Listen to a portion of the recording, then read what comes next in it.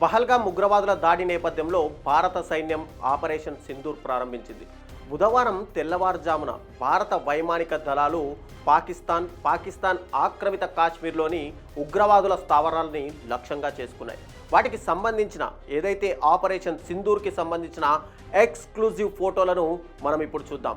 మొదటగా భారత దాడుల తర్వాత పాకిస్తాన్ పాలిత కాశ్మీర్లో ఉన్నటువంటి ధ్వంసమైనటువంటి ఏదైతే బిలాల్ మసీద్కి సంబంధించిన మనం విజువల్స్ని ఒక్కసారి ఈ ఫోటోలో అయితే చూడొచ్చు. తర్వాత నెక్స్ట్ ఫోటోలో చూసుకుంటే మనం దాడుల తర్వాత ఒక కాంప్లెక్స్లో కూలిపోయిన భవనాన్ని పరిశీలిస్తున్నటువంటి అక్కడి పారామిలిటరీ సైనికులు ఇదైతే ఉన్నారో ఇక్కడ పారామిలిటరీ సైనికులందరూ కూడా ఒక భవనాన్ని కూలిపోయిన భవనాన్ని ఇక్కడ నిశితంగా పరిశీలిస్తున్నారు. ఆ తర్వాత ఫోటో చూసుకుంటే భారత మిసైల్ దాడిలో ధ్వంసమైనటువంటి పలు ఇళ్ళని మనం ఈ ఫోటోలో ఎక్స్క్లూజివ్లా చూసుకోవచ్చు ఒకసారి. ఆ తర్వాత నెక్స్ట్ బాంబులు పడడంతో ఇంటిని ఖాళీ చేసి రాత్రిపూట పిల్లలతో కలిసి ఒక కుటుంబము బయట అర్ధరాత్రి వేళ ఏదైతే ఆశ్రయం పొందుతుందో దానికి సంబంధించిన ఎక్స్క్లూజివ్ ఫోటోలను మనం ఈ వీడియోలో చూసుకోవచ్చు ఒక్కసారి. తర్వాత ఈ నెక్స్ట్ సంబంధించి క్షిపణి దాడి తర్వాత భయంతో ఇళ్లలోంచి బయటకు పరుగులు తీస్తున్నటువంటి ఈ పాకిస్తాన్ ఆక్రమిత కాశ్మీర్లోని ఉన్నటువంటి ఈ ప్రజల్ని కూడా మనం ఒక్కసారి ఈ విజువల్లో అయితే చూసుకోవచ్చు. నెక్స్ట్ ఫోటోలో మనం చూసుకుంటే కనుక ఇండియా మిసైల్ ఏదైతే దాడి చేసిందో ఆ దాడి తర్వాత లాహోర్కి 30 కిలోమీటర్ల దూరంలో ఉన్నటువంటి హాస్పిటల్కి ఆ దాడి బాధితులు ఎవరైతే ఉన్నారో గాయపడ్డ వాళ్ళందరినీ కూడా అంబులెన్స్లో లాహోర్ హాస్పిటల్కి తరలిస్తున్నటువంటి అంబులెన్స్కి సంబంధించిన విజువల్స్ కూడా మనం ఇక్కడ క్లియర్గా అయితే చూడొచ్చు. నెక్స్ట్ మనం చూసుకుంటే కనుక భారత దాడితో వీధుల్లోకి వచ్చినటువంటి ముజఫరాబాద్ ప్రజలు వీళ్ళు సైనికులతో మాట్లాడుతున్నారు. ముజఫరాబాద్ ప్రజలందరూ కూడా ఏదైతే దాడి జరిగిందో అనూహ్యంగా భారత్ ఆపరేషన్ సింధూర్ పేరుతో ఇమ్మీడియట్గా తెల్లవారుజామున మిసైల్స్ దాడులను అయితే ఒక్కసారి కొనసాగించింది.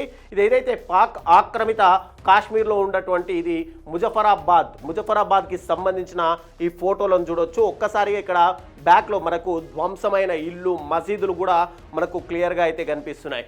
నెక్స్ట్ భారత్ తమపై మిసైల్ దాడులు చేసిందని చెప్పి పాకిస్తాన్కి సంబంధించినటువంటి ఏదైతే మిలిటరీ ఉంటుందో పారామిలిటరీ కానీ మిలిటరీ దళాలు కానీ ఒక్కసారిగా ధృవీకరించాయి.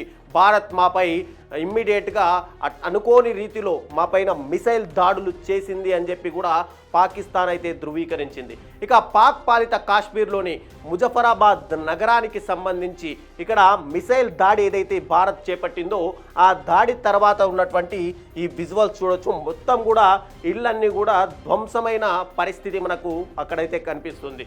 ఆ తర్వాత ఏదైతే కరాచీ విమానాశ్రయంలో పూర్తిగా విమానాలు రద్దు కావడంతో ఎయిర్పోర్ట్ బయట ప్రయాణికులు ఎవరైతే ఉన్నారో విమానాలు రద్దు కావడంతో ఎక్కడికి వెళ్ళలేక ప్రయాణికులు కరాచీ ఎయిర్పోర్ట్ దగ్గర వేచి చూస్తున్నారు విమానాల రాక కోసం. టోటల్గా దీనికి సంబంధించిన ఎక్స్క్లూజివ్ ఫోటోలు మనమైతే ఈరోజు అందించాం.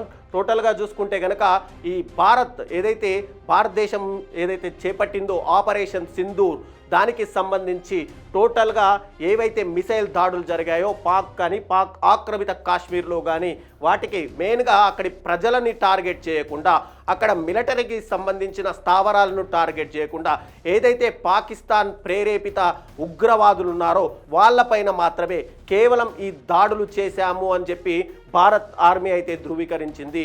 టోటల్గా ఈ యుద్ధానికి సంబంధించి గతంలో ఏదైతే పహల్గామ్ దాడి జరిగిందో 26 మంది టూరిస్టులు మనకు మృత్యువాత పడ్డారో అక్కడ మిలిటెంట్ డ్రెస్లు వేసుకొచ్చి మన దేశంలో ఉన్నటువంటి టూరిస్టులని మన దేశంలో ఉన్నటువంటి ప్రాంతాలని సందర్శించడానికి వెళ్ళిన టూరిస్టులని పక్క దేశం నుంచి వచ్చి ఉగ్రవాదులు కాల్చి 26 మందిని ప్రాణాలను పొట్టనబెట్టుకుంటే దానికి ప్రతీకారంగా భారత్ ఖచ్చితంగా ఫైట్ చేస్తుంది అంటూ మొదటి నుంచి కూడా ప్రధాని నరేంద్ర మోడీ చెప్తూనే వస్తున్నారు. దానికి ప్రతిఫలంగానే ఏదైతే అర్ధరాత్రి వేళ 2 గంటల సమయంలో భారత్ ఆర్మీ నావికా దళాలకు సంబంధించి అంటే వైమానిక దళాలకు సంబంధించి టోటల్గా ఈ ఆపరేషన్ సింధూర్ను అయితే చేపట్టాయి. ఆపరేషన్ సింధూర్ తర్వాత అక్కడ పాకిస్తాన్లో ఉన్నటువంటి ప్రజలతో పాటు ఏవైతే ఉగ్రవాద సంస్థలు ఉన్నాయో అవన్నీ కూడా తీవ్ర భయాందోళనకు గురవుతున్నాయి. ఒకవైపు పాకిస్తాన్ కూడా తాము ఎప్పుడు ఏ మిసైల్ తమపై దాడి చేస్తుందో, ఎప్పుడు తమ ప్రాణాలను బలికొంటుందో అని కూడా భయభ్రాంతులకు గురయ్యే విధంగా కూడా భారత్ ఆర్మీ ధీటుగా సమాధానం అయితే చెప్పింది.